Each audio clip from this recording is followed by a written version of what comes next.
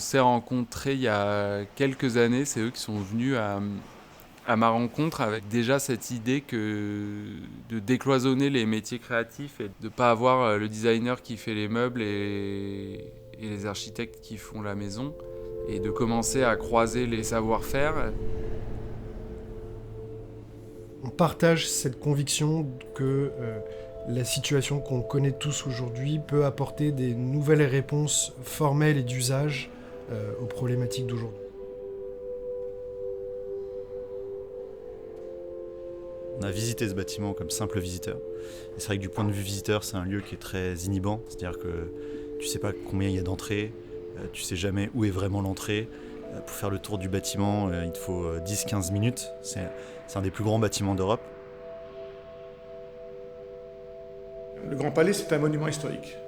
Donc il est nécessaire pour les travaux de restauration de faire appel à l'architecte en chef des monuments historiques. Donc il n'y a pas possibilité de dérogation. Par contre, sur tout ce qui est aménagement intérieur, les agencements, les mobiliers, donc on a lancé effectivement un concours en 2021, et c'est l'équipe Senzu qui a gagné ce concours, Senzu Samirio et 2x4 en charge de la signalité. Vraiment une philosophie d'intervention qui a séduit vraiment absolument le jury. Comment on crée une histoire avec tous les symboles de ce bâtiment ?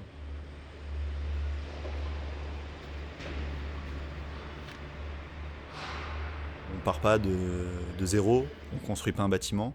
Donc il y avait déjà des habitudes, il y avait déjà des équipes, il y avait déjà des visiteurs qui venaient dans ces lieux, même s'ils étaient aménagés différemment. Donc il y avait un passé d'utilisation. Donc il y avait des fantômes d'usage, on va dire.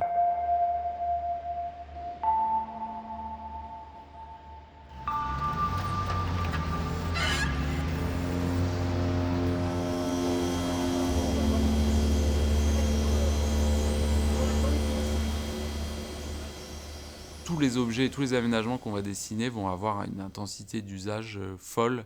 Et ça, c'est ça qui a déterminé assez vite le choix des matériaux, qui est en lien avec ce qui est déjà présent dans le Grand Palais, le métal et la terre. La terre, ça permet de faire structure, ça permet de faire surface. Ça peut être moulé, ça peut être cru, ça peut être cuit, ça peut être extrudé. Et en fait, c'est vraiment sur cette technique de l'extrusion qui est propre à l'aluminium et à la terre qu'on s'est retrouvés et qu'on a essayé de leur construire une complémentarité là-dessus, avec évidemment d'autres autour qui viennent s'articuler.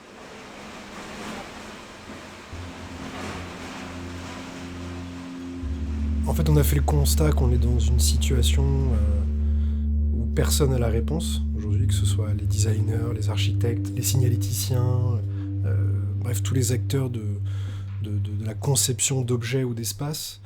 Aujourd'hui, personne n'a la bonne réponse face à la crise climatique qu'on est en train de vivre. Et pour nous, cette transdisciplinarité, qui est un concept emprunté à Latour, nous permet d'innover d'une manière où les autres ne peuvent pas.